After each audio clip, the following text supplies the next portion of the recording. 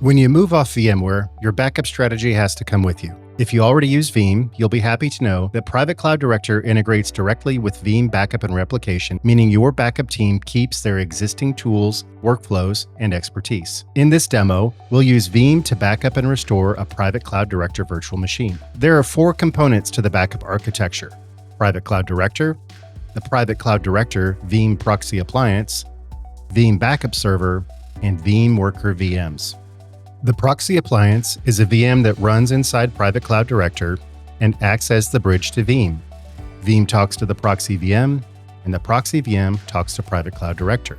Veeam workers handle the actual data movement.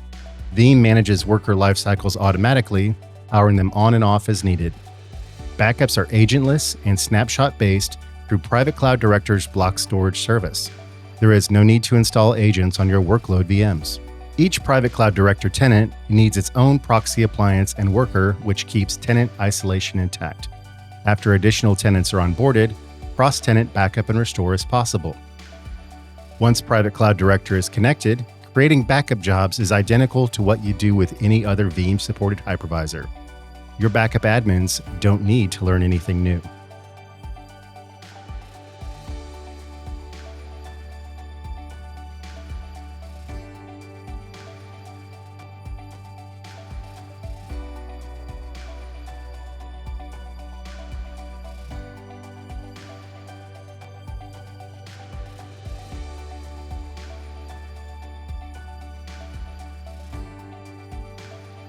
Restores are just as easy.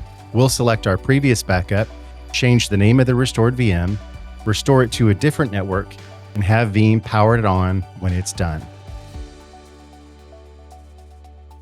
We'll speed this part up too.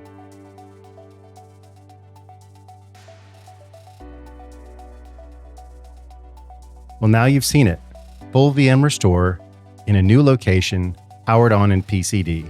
It's the same Veeam workflow your team already runs today.